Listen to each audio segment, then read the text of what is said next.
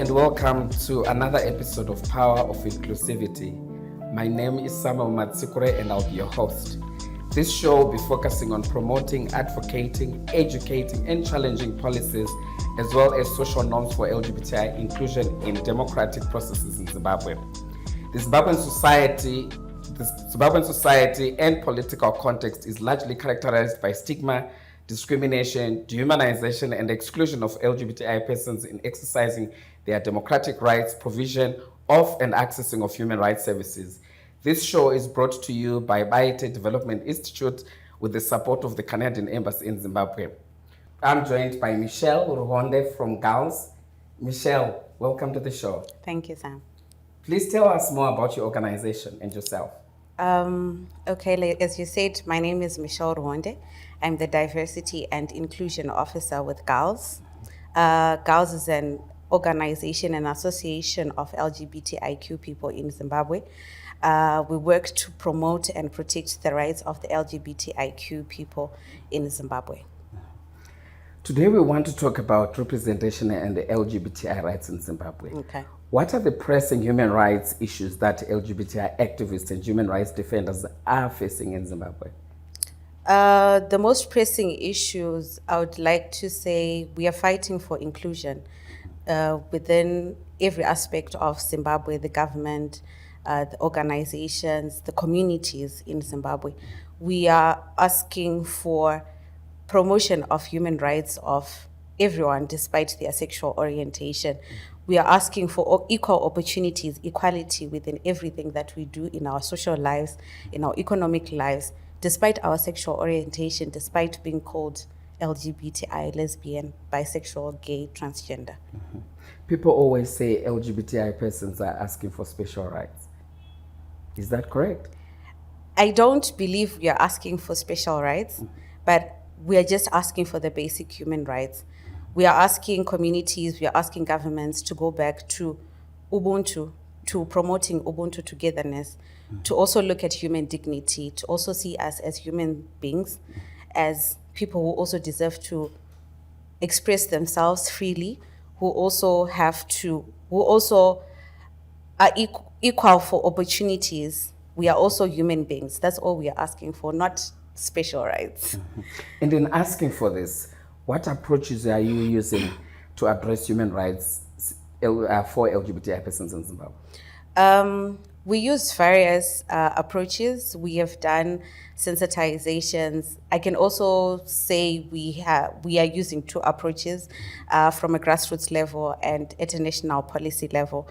With grassroots level, getting into communities, educating communities about LGBTIQ, educating communities on what are human rights, because we assume people know what human rights are. That's where the statement special rights comes from. But we are getting into communities, we are raising awareness on the existence of the LGBTIQ community, because people also think we do not exist, that it's a Western concept. It came from the West. But we are in Zimbabwe and we are raising awareness that we are there. And we are also working at a national policy level. We are trying to change policy, social frameworks, and improve the way human rights are, the human rights approach, improve the human rights mechanisms that are being used in Zimbabwe to be available for everyone, including the LGBTIQ community. Mm-hmm. And do you think these methods you are currently using as activists are working? Looking at the current situation and the new dispensation, we think it has worked. GALS has been in existence for 31 years now, and a lot of work has been done within those 31 years. So looking at 31 years, you're seeing it's been in existence even in the old government, in the old regime. And it has worked through the old regime where we were seen as Western dogs and pigs, and then getting into the new regime where the new president's comments at Davos says minority groups fight for your rights. It shows we are going somewhere. And also change of policies. The LGBTIQ is now included in policies, national policies such as the Zimbabwe National AIDS Strategic Policy, there's a NASP, which is a good step because now health services are being provided for the LGBTIQ community, which was something that was unheard of in the old government. So I think the approaches are working slowly, but we are getting there. Well, you spoke about access to health and how you're also engaging the government. How has COVID pandemic impacted on social movements such as the struggle for LGBTI rights? So the COVID pandemic has made a lot of things challenging, not only for us as activists, but every other person worldwide. It has shrinked the space for activism due to the lockdowns, due to the arbitrary arrests that have been happening in the lockdowns. And I think social media being a best tool for advocacy and the best tool for information has also brought some fear within the activism space.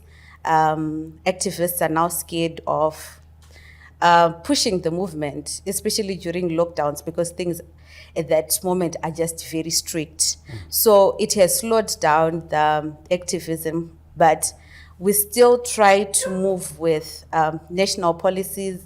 When the country opens up, we try as much as possible to spread the word, spread the word, raise awareness, campaign a lot using this limited time that we would have had when the space opens, when the lockdowns are over. Yeah. And what's some of the gaps that you've noted that are there within the LGBTI activism work?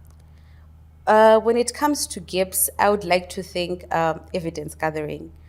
We're still a bit backward when it comes to gathering evidence, especially in rural areas. Most of the evidence that has been brought up, that has been done, most of the researches that have been done are mostly focusing on people in the big cities, people in the towns.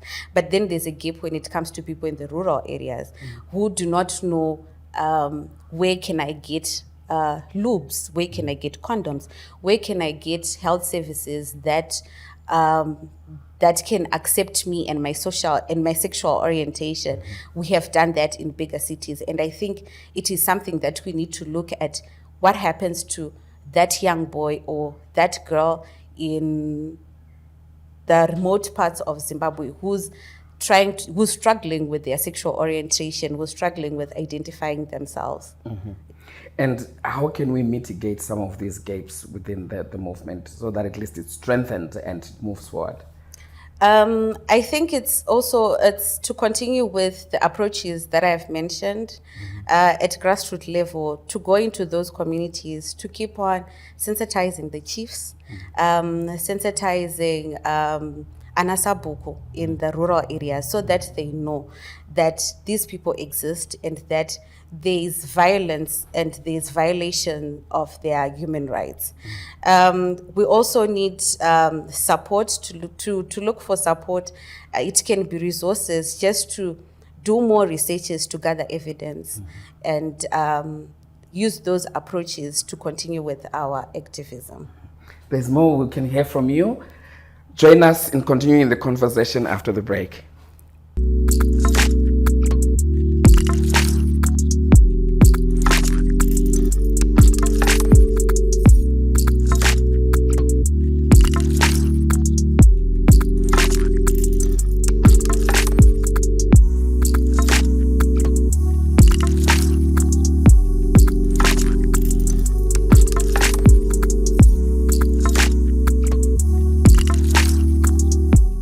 Welcome back.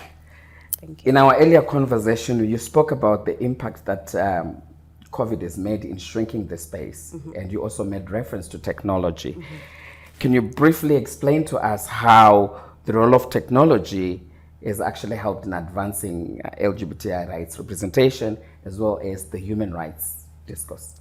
So I think the coming of COVID-19 has made us really invest into technology and know how to use technology, because there's no more physical meetings. We have to learn how to work together, but in digital platforms. Social media has played a very key role when it comes to activism within the LGBTI movement. We have done some social media campaigns. We have raised awareness using social media. We have different pages on Instagram, on Facebook. And I think it has been also the perfect way to send out information and messages, even to the LGBTIQ members, our members, on the current situation, on how to even advocate for your own rights as a person, and not wait for us, the activists, but also as an LGBTIQ person, personally, to advocate for your own rights. The space has also, technology has also, it has also advanced the way we communicate, even with the international donors, with the international world, so that they see what we have been doing here in Africa, what we have been doing here in Zimbabwe when it comes to activism, when it comes to raising the voices of the LGBTIQ people in Zimbabwe. So technology is really playing a big role. I've also seen recently that, with our government recently also approved farming and technology as a way to go. What contributions can be made by government and other civil society in support of LGBTI rights in Zimbabwe? I think the civil society and the government of Zimbabwe, first and foremost, is to look at the Resolution 275 that came in 2014, that looks at promoting and protecting the human rights of the LGBTIQ community. Advancing that resolution and advancing that protection on LGBTIQ will open space for the LGBTI community to engage. We also want to engage economically. We want to engage in agriculture. We want to engage in the women's space. But because the spaces seem to be closed up, maybe because of fear of the unknown, or because of the old government, the old president's sentiments about the LGBTIQ community, our hope is to use the resolution 275 to put it in motion in our country, so that the LGBTIQ community can enjoy their rights, they can enjoy the services, they can enjoy what every other citizen of Zimbabwe is enjoying. And do you think our constitution has enough provisions to protect people who may identify as LGBTI? The constitution is tricky. I would say it's tricky. The Constitution speaks of criminalizing sex between two consensual adults, males. It's silent on the lesbians, which is something that we can look into and advocate for. But at the same time, I think there is need for change, looking at those sections, Section 73, Section 79, Section 56, to look at decriminalizing same-sex consensual sexual activities, decriminalizing same-sex marriage, because in criminalizing, it has caused a lot of problems for the LGBTIQ community. It has increased a lot of stigma. It has increased discrimination when it comes to the LGBTIQ community.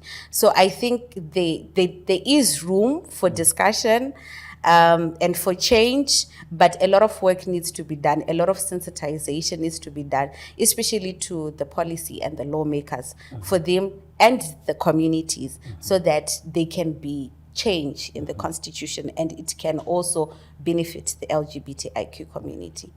And which brings me to an interesting question. Who then is involved in LGBTI activism, and what does it take for one to join the movement? I think anyone who believes in promotion of human rights for all is eligible to be part of the activism of LGBTIQ persons, and can be part of the movement.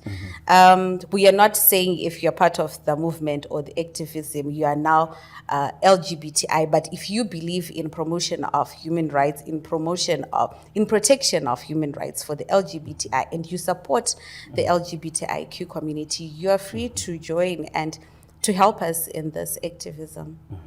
And if anyone and everyone is free to join, looking at the role of allies in the LGBT activism, sometimes it looks like the space is closed for allies. Do you think allies matter in the movement? Allies do matter, Sam, because they help us in areas that we can't reach. They help us with services that we can't do. So, taking for example, if we have allies in mental health who are whose work is focused on mental health. We need those kind of allies. We need the kind of allies who also promote human rights. We need the allies who also advocate for education for all, because it's a different story in tertiary institutions. LGBTIQ students suffer because of their sexual orientation in tertiary institutions. So we need those allies. We need organizations that are invested in tertiary institutions to also join us, so that we educate them on LGBTIQ and they also educate the people that they work with. And I think with that, maybe focusing on tertiary institutions will make a better environment, and every student, despite their sexual orientation, will gain something and will have the ability to obtain their education without being stigmatized or discriminated on. And do you people always say LGBTI people are a hidden community. Do you think their parents and friends can be part of the movement? Yes, I also think parents and friends are an important ally within the movement, because everything starts from the home, Sam. Being Michelle, it's because of my background, it's because of where I'm coming from. So our parents matter.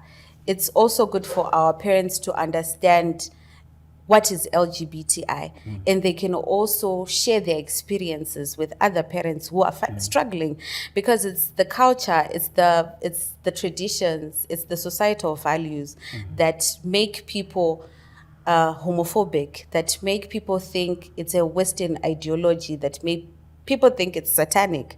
But if we are to educate from the parents of the LGBTIQ community, they can share their experiences of raising children, of raising people. It's important that we involve parents and children, because that's the Yes. change we are seeking from society. Yes, from that perspective. So it's really important for us to engage with the parents and the friends of the LGBTIQ community, because they can share their experiences of raising people who identify as LGBTIQ, and also advise the communities, advise the chiefs that we are targeting, advise the churches, because there's a lot of stigma when it comes to churches.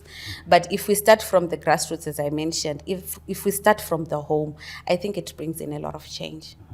Allyship matters from your perspective. Yes. Well, join us in continuing the conversation after the break.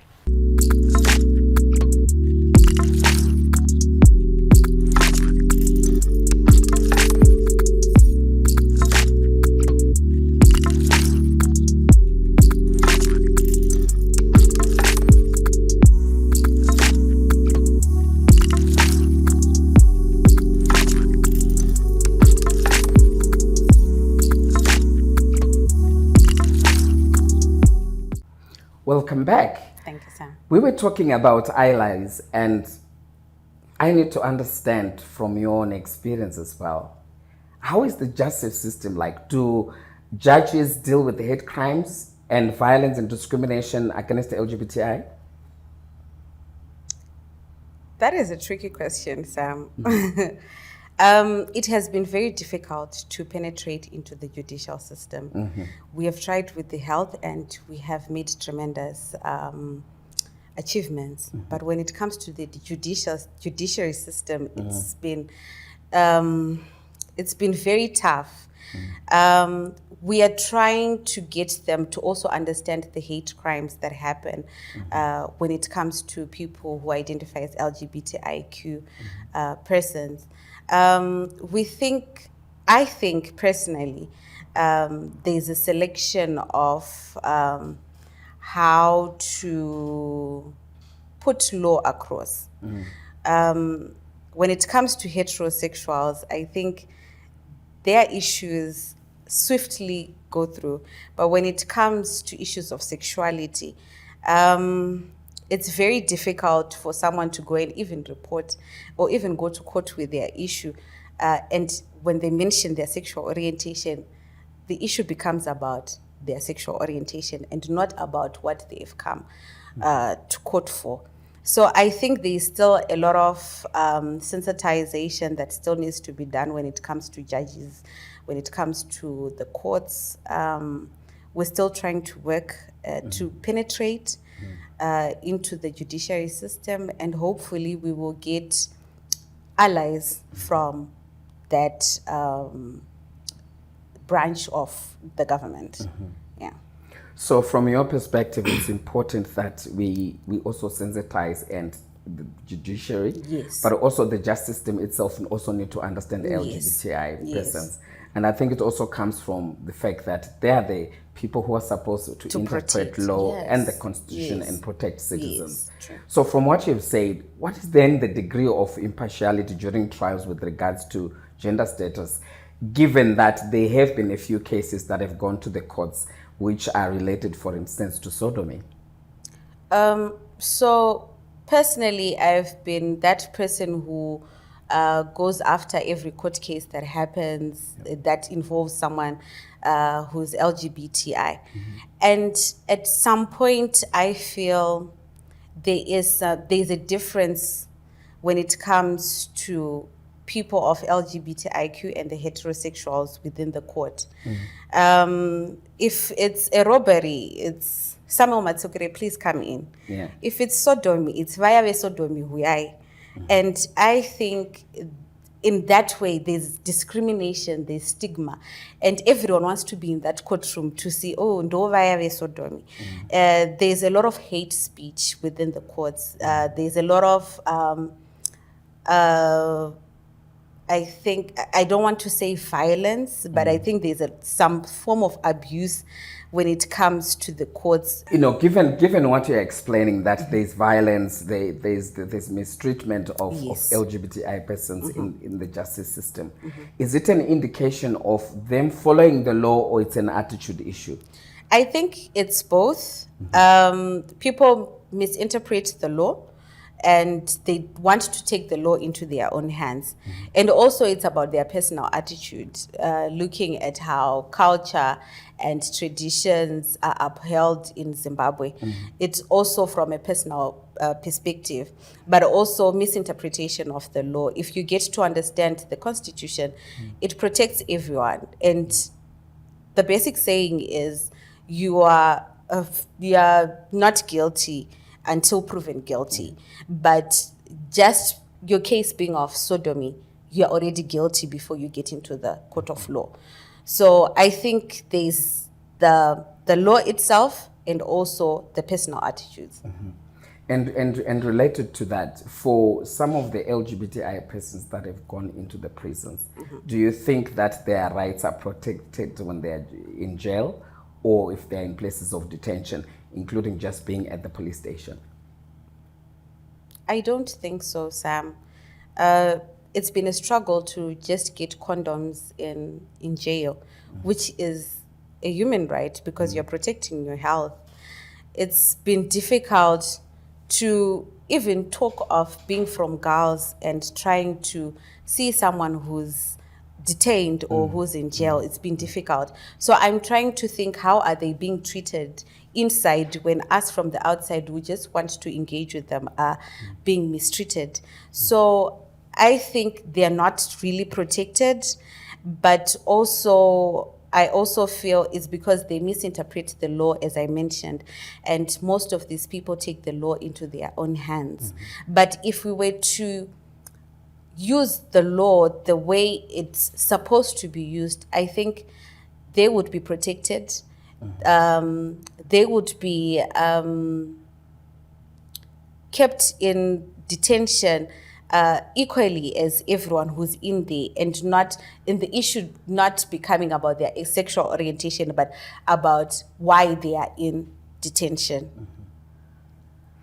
And when we look at the rate of government compliance with regards to some of the recommendations that are provided by national human rights institutions, or for the prevention and investigation of cases against the violence for LGBTI persons, do you think that the government is compliant, or how do you perceive the performance of the government at the moment? As I mentioned, the new government has made a difference when it comes to LGBTIQ community and the activism. Spaces have opened up. The Ministry of Health is now working with the LGBTIQ community, which for us is a win when it comes to working with the government. Ministry of Women's Affairs, they're also trying to engage with the lesbians, with the bisexuals, with the queer community, which also shows that they are also supporting. When it comes to compliance to the recommendations, I think step by step they are doing it. And as we are getting into election mode, I think for now they will be silent, but at the back of the door, they are doing something to make sure that human rights are promoted and there is no violence when it comes to the LGBTIQ community. We haven't had raids at girls in the past 4 or 5 years. Which was a different story with the old government. Election time, you would know there are going to be a lot of raids, there's going to be a lot of violence, there's going to be a lot of hate speech from the state actors themselves.